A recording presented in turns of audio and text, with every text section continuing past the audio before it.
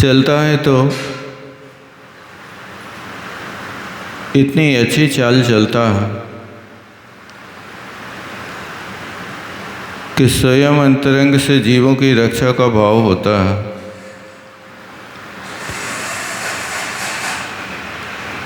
और बाहर में देखने वालों को लगता है कि ये बैरागी,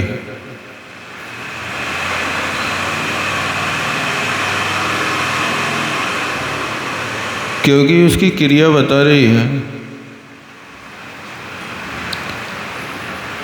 कि संसार से भयभीत अब इसने सब कुछ देख लिया, अब जमीन देख कर के मोक्ष मार्ग को खोज रहा है। और जब ये क्रिया चलने की करता है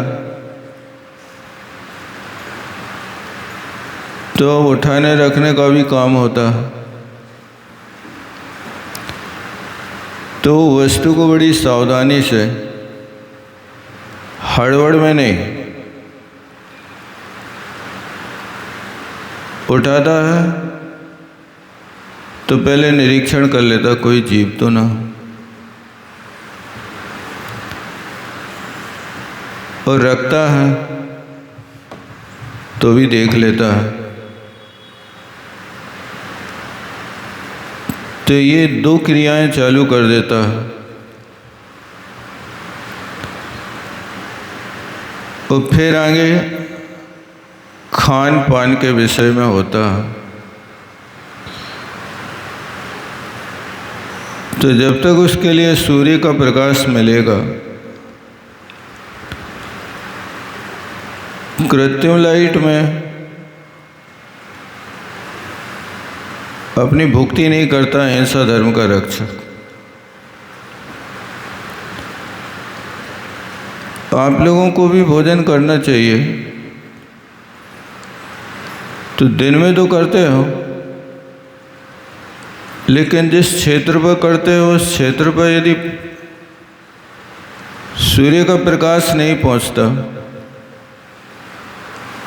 और आपको कृत्रिम प्रकाश का प्रयोग करना पड़ता है, तो वो आलोकित पान का अतिचार माना जाता है। आप विचार करो कि कृत्रिम प्रकाश में कमलनी कभी धोखा नहीं खाते।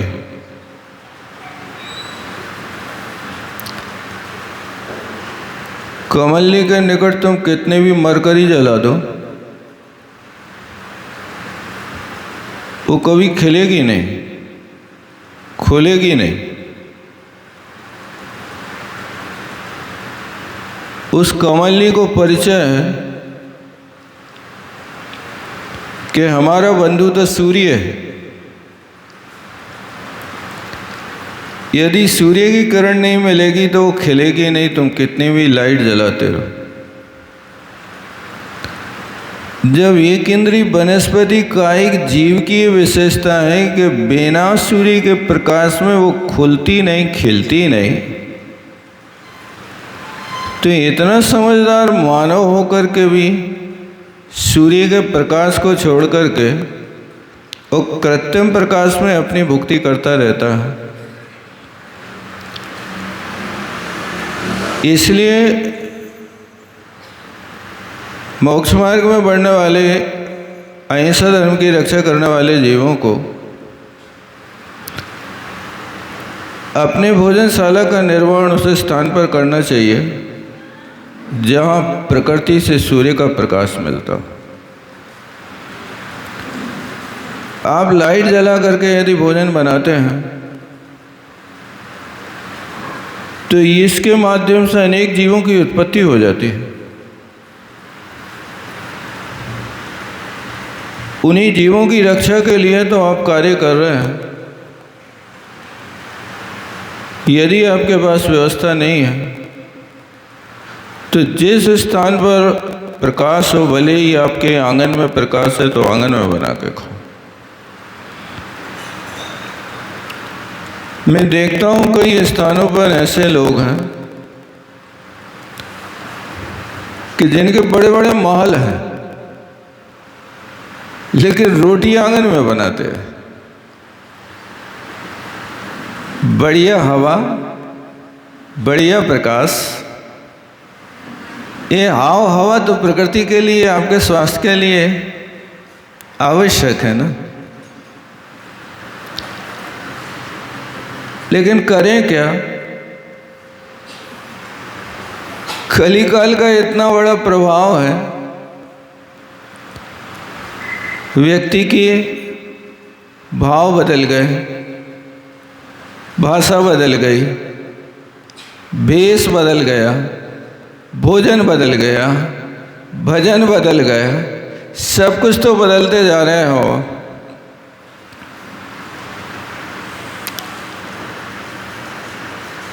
भावों में निर्मलता नहीं पा रहे। उन भावों को देखो आप, कैसे पवित्र भाव रहे होंगे।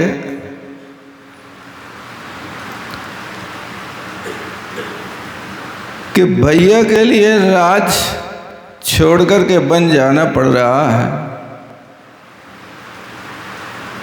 वो दूसरे भैया के लिए राज मिल रहा है, तो भैया आंदोलन कर रहा है, कह रहा कि नहीं, राज्य के अधिकारी तो वो ही है, मैं राज नहीं कर सकता। इन भावों को आप पढ़िए।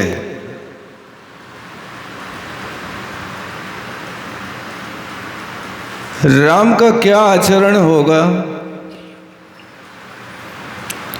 और राम के भैया का क्या आचरण होगा कि भैया कोसों की दूर चले गए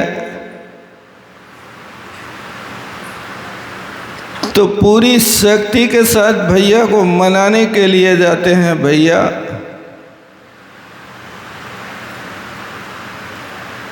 इस राज्य की शोभा तो आपसे है,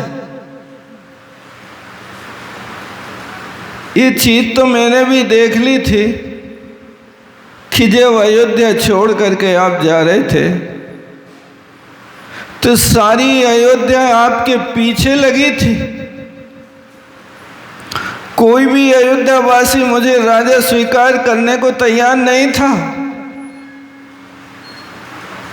और कितनी लंबी दूरी तक सरयू नदी तक जनता आपका पीछा करती रही और जनता लौटी नहीं थी। आपने सोती हुई जनता को छोड़ करके और आगे कदम बढ़ा लिए थे। ये तो दुनिया देख रही है। भैया आप चलिए,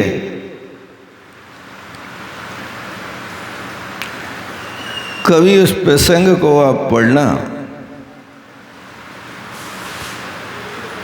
तो आपका हृदय द्रवीभूत होगा कि धन्य है वे भैया,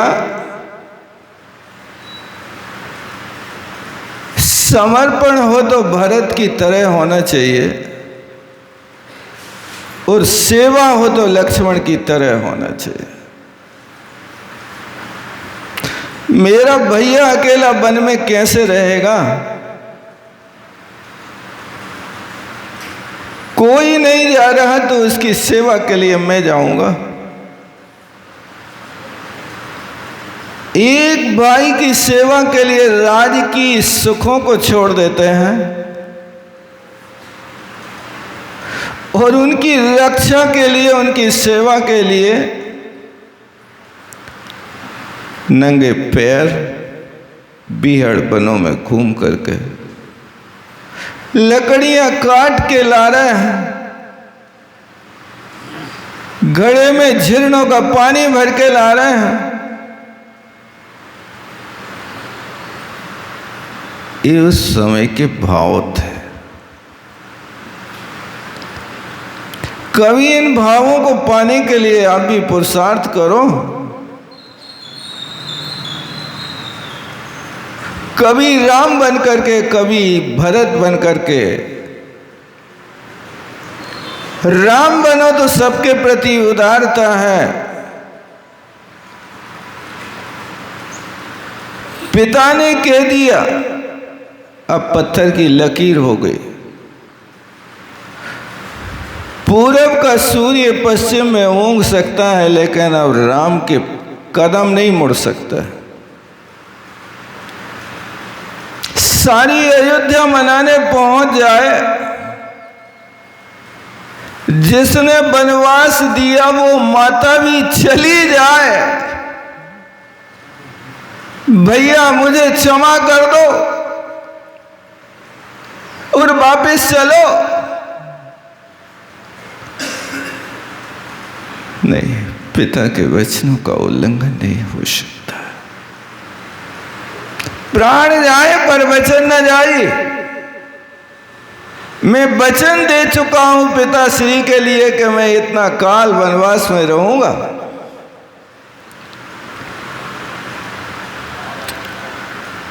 ये राम की विशेषता थी। ऐसे कभी राम के भावों को भी पाने की कोशिश करो, और जब तुम्हारा राम से मन परिवर्तित हो तो भरत को पकड़ करके देखो कि राज मिला है, राज तिलक हो रहा है, खुशियां मनाई जा रही हैं, लेकिन आंखों में आंसू आ रहे हैं। रघुकुल के ज्येष्ठ भ्राता जिनका अधिकार है और मुझे ये चीज दी जा रही है, मैं स्वीकार नहीं कर सकता।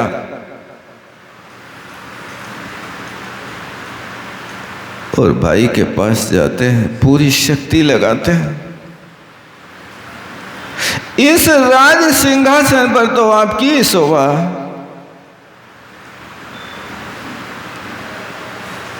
क्या भरत की तरह आपने अपने छोटे भाइयों के लिए बड़े भाइयों के साथ ऐसा विनय का व्यवहार किया? हमारी दशा तो वो है कि हम भाई भाई से झगड़ा कीना लेना था कुछ दावा कीना, अदालत में गए, मुकदमा हाल लड़ते लड़ते में निकल गई सारी जिंदगी। जब अपने आपस में ऐसे भाव बिगड़ जाए तो राम का और भरत का चित्रकूट में मिलन देख लेना आप। कहां वो और कहां हम। इसलिए याद रखना कि पंचम काल में भाव बदल गए, भेष बदल गया। जो तुम्हारा भेष था धोती कुर्ता पहनना, अब वो धोती कुर्ता तो बाबा आदम के जमाने की बात हो गई। बूढ़े बूढ़े लोगों को शर्म लगती है अपनी भारतीय परंपरा वेश को पहनने के लिए। उस वेश को अपना लिया जिस वेश में भारतीय परंपरा रहना पसंद नहीं करती है। लेकिन कौन कहे, किससे कहे, कुएं में भांग पड़ी। लौट चलो अपने देश की ओर, अपनी भारतीय परंपरा की ओर। आचार्य ज्ञान सागर जी ने एक पुस्तक लिखी है, उसको जरूर पढ़ना। उनने वेश के विषय में लिखा कि बस हमारा भेष धोती और कुर्ता है, हमारा जीवन मोटा खाना मोटा पहनना है, अच्छी सोच रखना। इसलिए अपनी भारतीय परंपरा के भेष को बना करके रखो। कुछ क्षेत्र अभी भी ऐसे हैं जहां पर अभी भी पगड़ी और मिर्चाई और घुटनों तक धोती आज भी पहनता है।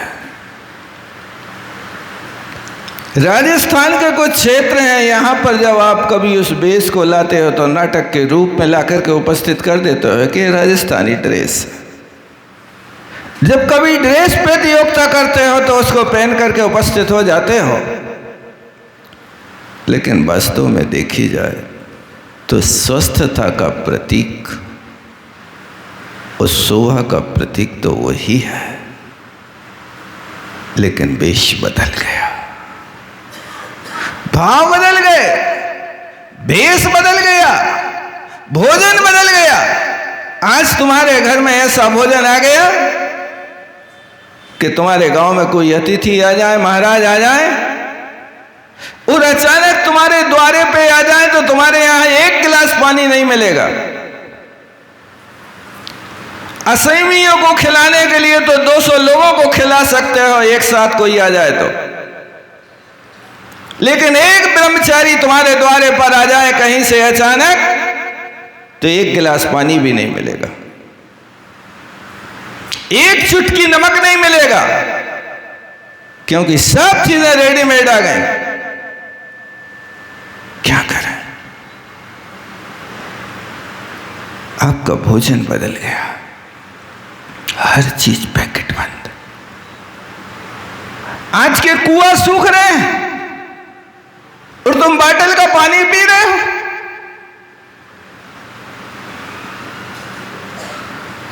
जहां पर 50 रुपया महीना में आपके लिए पानी मिल सकता है, वहां 20 रुपया की एक बाटल पी रहे हो। सोचो आप क्या है।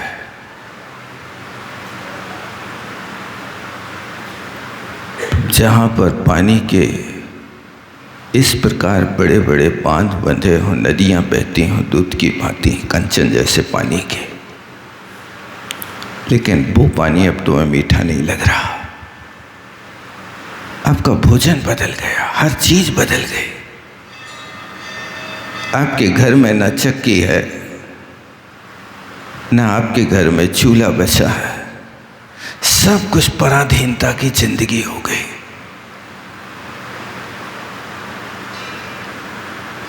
वो आप वस्तु सेवन करते थे तो उसका स्वाद और स्वास्थ्य के लिए अलग लाभ होता था, और आप आज का भोजन बदल गया, इसलिए हर घर में आज बीमारियां पनप रही हैं। बीमारी का कारण तो यही है। आचार्य श्री ने मूक माटी में एक पंक्ति लिखी है, मिट्टी, पानी और हवा 100 रोगों की एक दवा। आपको कोई रोग हो जाए, मिट्टी का लेप कर लीजिए आप अपने अंग पर, 1 घंटे के अंदर आपको राहत मिलेगी।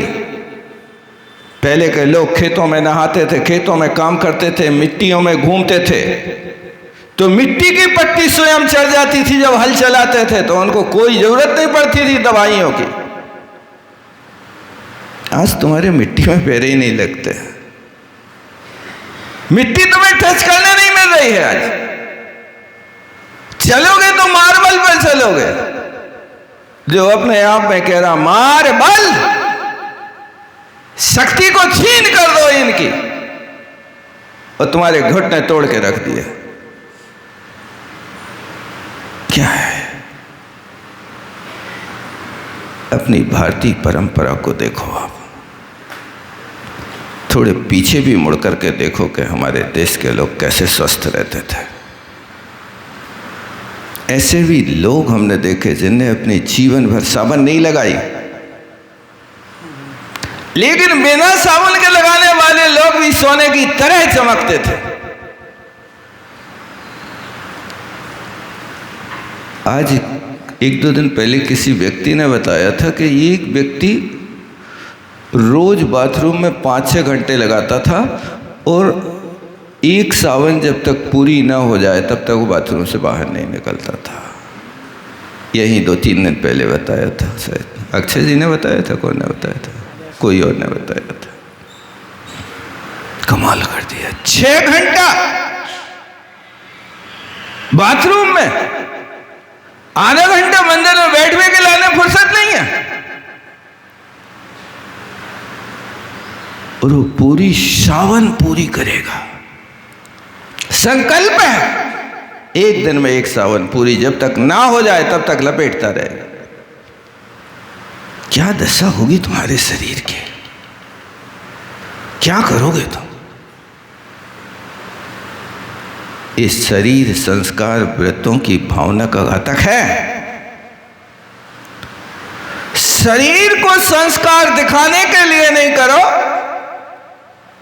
शरीर का संस्कार करना पड़े तो जीवन चलाने के लिए करो। आज की दुनिया प्रदर्शन कर रही है, जितना तुम्हारे रोटी खाने का खर्च नहीं है उससे कई गुना खर्च तुम्हारी सजावट में हो रहा है। क्या है, क्या कर दिया आपने? इसलिए आचार्यों को लिखना पड़ा, रे मानव तू क्या कर रहा है? सावन थोप थोप करके तुम अपने आप का प्रदर्शन कर रहा है, मैं बहुत अच्छा लग रहा हूं। भी कहते हैं भैया कोयला के लिए तुम 100 मन सावन लगा दो, फिर भी क्या कोयला की गांठ कभी सफेद हो जाएगी सावन लगाने से? है कोई ऐसा व्यक्ति करने वाला कि हम कोयला की गांठ को 100 मन सावन लगा के पूरी सफेद कर देंगे? कोयला को सफेद करना है तो आग में जलाना होगा। सावन लगाने वाले कभी सफेद नहीं हो सकता है। गोरे हाना है तो शुभ नाम कर्म का, शुभ वर्ण नाम कर्म का बंद करो। वो अंतरंग में यदि शुभ नाम कर्म का, शुभ वर्ण नाम कर्म का उदय होगा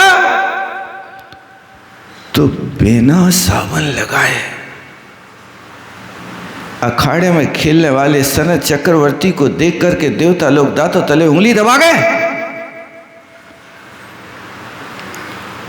ओह, धूल धूसरित शरीर भी कामदेव के शरीर को फीका कर रहा है। सुना कभी कि नहीं सुना आपने?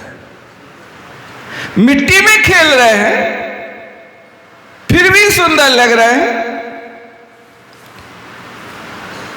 इतने एसी में बैठे, शोभा में बैठे, फिर भी दर्पण देख रहे हैं और कोई नहीं आ रहा तुम्हें देखने, बार बार खबर कर रहे। देख तो जाओ, घर पसंद आ जाए, कोई नहीं कर रहा।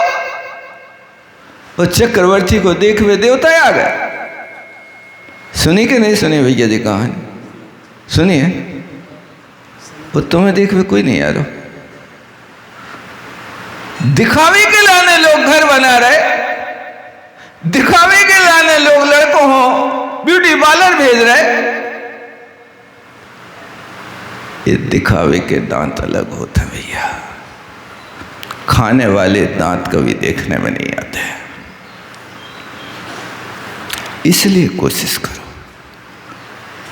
कि अपने धर्म को पालन करने के लिए अपनी भारतीय परंपरा को अपनाओ। इसलिए भाव बदल गया, वेश बदल गया, भाषा बदल गई। आपके लड़के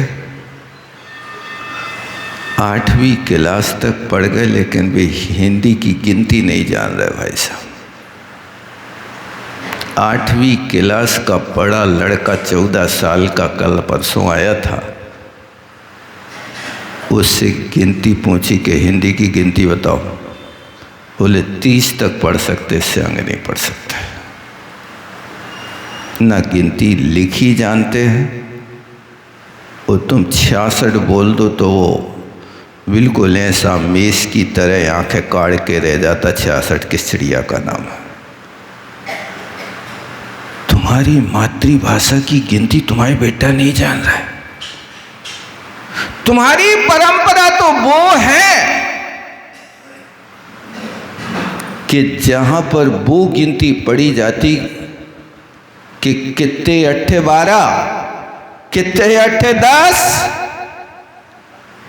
ये गिनती छूट गई तुम्हारी, क्योंकि नॉन गुड़ तोलने वालों के लिए तो अद्धा पौआ पौनिया चाहिए। अब तुम्हारा ये कुछ हिसाब किताब है ही नहीं, गिनती भूल गए तुम, दुनिया ही भूल गए तुम। कोशिश करो अपनी भाषा को सीखने की। अपनी भारतीय भाषा बड़ी प्यारी भाषा है। इस भाषा में पुष्कल वर्णमाला है।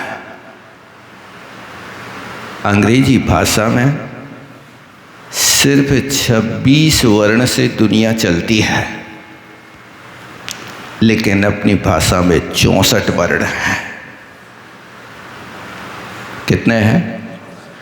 हमें किसी जोड़ तंगोर के नहीं बनाना पड़ता है। हर वाक्य हमारी भाषा में स्वतंत्र शब्दों से बनता है, और वहां जोड़ तंगोर के बनाते हैं और उसका अर्थ कछु ने निकले तो साइलेंट कह देते। काहे को साइलेंट भाई साहब? हिंदी में कोई साइलेंट होता क्या नहीं होता?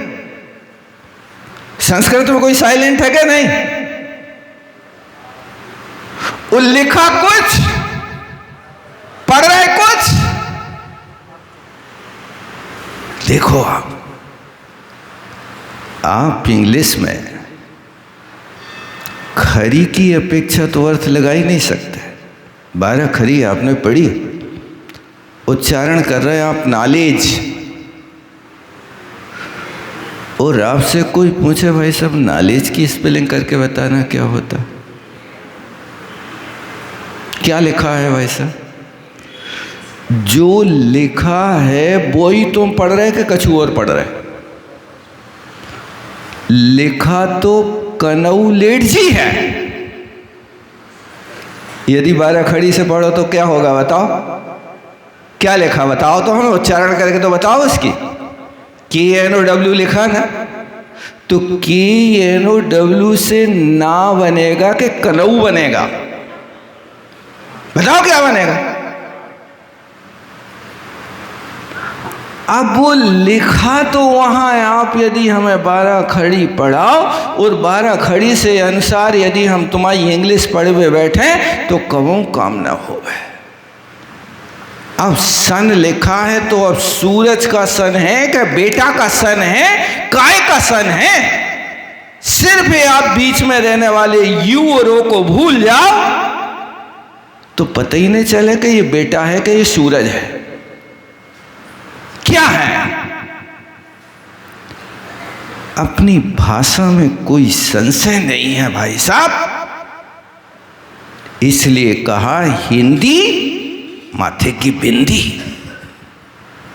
माथे की बिंदी लगाते ही सौभाग्यशाली हो जाते हैं, सौभाग्य की सूचना प्रदर्शित हो जाती है, माथा में रौनक आ जाती है। आप अपनी भाषा बोलिए, उस भाषा के बोलने पर आपका परिणाम बदल जाएगा। इसलिए अपनी भाषा को हमेशा अपनी संतान को भी सिखाते रहिए। आप इतने आगे मत बढ़िए कि आपका बेटा, आपका नाती पोता सौ तक हिंदी की गिनती न जाने, हिंदी की वर्णमाला न जाने। क्या है, कोशिश करो कि उसके लिए भी अपनी भाषा प्रदान करो। तो भाव बदल गए, भाषा बदल गई, भोजन बदल गया, और इसके साथ आपका भेष भी बदल गया। पुराने लोगों के भेष देखो, आपने चित्रों में बनवा करके रखे हैं किसानों को अपने, और यहाँ पर लगा के रखते हो दीवालों में। किसान हल धर कर जा रहा है, लेकिन वो परंपरा सिर्फ आपकी देखने की रह गई। झोपड़ियों के चित्र खरीद करके आप अपनी दीवारों में लगा सकते हो, लेकिन झोपड़ियों के रहने का आनंद नहीं ले सकते हो। वो कुछ और वस्तु थी, वो झोपड़ी नहीं थे, वे तुम्हारी खोपड़ी को स्वस्थ रखने के एक बहुत बड़े यंत्र थे। खपरा छाए जाते थे और चारों तरफ से ऐसी हवा आती थी कि तुम्हें ज़रूरत नहीं पड़ती थी कि पंखा भी हिला लो, बिजना भी हिला लो। फ्रेश माइंड, धूप से आओ, वहाँ बैठ जाओ, अपने आप में ठंडक होती थी। अब वो समाप्त हो गया। मैं सिर्फ आपको ये भावना की बात बताना चाहता था कि यहाँ भावना भी आज बदल गई। वो भावनाएं जो हमेशा रहा करते थे, सुखी रहें सब जीव जगत के, सर्वे भवन्तु सुखिना, आज वो भावना बदल करके बस मैं रहूं सुखी, वो दुनिया की जो हो सो हो, मैं कुछ नहीं जानता, अपना काम बनता, भाड़ में जाए जनता। अपना काम बन जाए और दुनिया कहीं चली जाए, इससे मुझे कोई लेना देना नहीं। विचार करो, ये भाव जब तक ठीक नहीं होंगे तब तक आप स्वस्थ नहीं होंगे, प्रसन्न नहीं होंगे। तो इन्हीं भावों को बनाने के लिए आचार्य महाराज ने ये भावना रखी कि बेटा व्रत तो लेना बाद में, पहले तुम इन भावनाओं में सफल हो रहे कि नहीं हो रहे। इन भावनाओं में यदि सफल होते हो तो व्रतों की पूर्णता कर सकते हो। इसलिए आलोकित पान भोजन करो, लेकिन लाइट जला के नहीं करो। भोजन करना, लेकिन वहाँ बनाना। आप देखो, उस सुअर ने रात्रि भोजन का त्याग का नियम ले लिया। दिन के 12 बजे अब वो जब बावड़ी में जाता तो अंधेरा लगता। अरे मैं तो रात का त्यागी हूं। उसने कोई लाइट नहीं लगवाई भाई साहब, कोई मरकरी नहीं लगवाई। चाहता तो दोना में पानी भर करके भीतर से ले आता और बाहर पी लेता, लेकिन बाहर आ रहा तो 12 बज रहे और भीतर जा रहा तो घनघोर रात लग रही। वो भीतर बाहर होते सारा जीवन गंवा दिया, लेकिन अंधेरे में पानी का एक घूंट नहीं पिया। ये बात सुनी कभी तुमने कि नहीं सुनी? ये बात आदमी की नहीं थी भाई साहब। कौन की थी? एक जानवर की थी। जिस जानवर ने एक व्रत पालन करने के लिए अपने व्रत में अत्याचार नहीं लगाया। मेरा तो आलोकित पान भोजन है, सूर्य में पानी मिलेगा तो पानी पीऊंगा, नहीं तो नहीं पीऊंगा, मर जाऊंगा। जानवरों के पास भी इतनी शक्ति है, इतनी समझदारी है। हम ज्ञानी होकर के भी आपके भोजन ऐसे बन रहे हैं कि लाइट के बिना आपको आपका हाथ भी नहीं दिखता कि कहाँ हाथ है, कहाँ कढ़ैया है और कहाँ चूल्हा है। ऐसे स्थान पे बना के भोजन रख लेते हो और महाराज को बुलाते हो तो गैस बाहर रख के कह देते, महाराज जी तो इसे बनाओ। हम सब समझते तुम्हारी समझदारी है कि तुमने कहाँ से बनाओ हुई है। महाराज लौटने जाएं, सुबह आप अपने वहाँ को गैस निकाल के एक प्रामाणिकता संदर्भ दिखाना चाह रहे हो, क्या करें। हम भी मान ले भैया, चलो तुम मन शुद्धि, वचन शुद्धि, काय शुद्धि बोल रहे, आहार शुद्धि बोल रहे, सो तुमने इतना ही बनाओ हुई है, लाइट में तो नहीं बनाओ हुई है। करें क्या? ये तो हर घर की दशा हो रही है। आप कोशिश करो। ये तो महाराज तो कभी कभी मिलेंगे, लेकिन तुम्हें तो उसी क्षेत्र पे रोज खाने हैं ना, तो तुम्हारे आलोकित पान भोजन पलेगा कि नहीं पलेगा? आप भले ही बैठक खाना वहाँ बनाओ, लेकिन रोटी खाना तो यहाँ बनाओ जहाँ तुम्हें पर्याप्त प्रकाश दिखे और उस प्रकाश में आप अपनी सगी आंखों से बिना चश्मा के बाल देख सको, चींटी देख सको, ऐसे प्रकाश में भोजन करो। ये अहिंसा व्रत की भावना है। देखो, प्रकाश में भोजन करना, अहिंसा धर्म का पालन कर रहे हो, आप मोक्ष मार्गी बन रहे हो। ये कोई पे एहसान नहीं कर रहे हो, महाराज तुमने कैसो हम खान लगे, हमने बाहर रख लो, नहीं, ऐसा नहीं। वो तो आप स्वयं यदि अहिंसा धर्म के पालक हो तो इस क्रिया को बुद्धिपूर्वक कल नहीं, आज करना, कल का ठिकाना नहीं। ये आलोकित पान भोजन, ये अहिंसा व्रत की अपन ने भावनाओं को देखा, इनको बार बार प्रयोग करना। और सत्य व्रत को पालन करने के लिए सबसे पहले शर्त थी कि कभी क्रोध नहीं लाना। समय हो गया, इतना ही रखता है। जावाणी के ज्ञान से सूझे लोकालोक, सोवाणी मस्तक धरो सदा दे।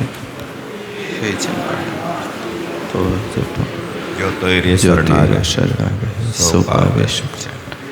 देव भजो रहंत को गुरु सेवा निर्ग्रंथ, दया धर्म पालो सदा, यही मोक्ष का पंथ।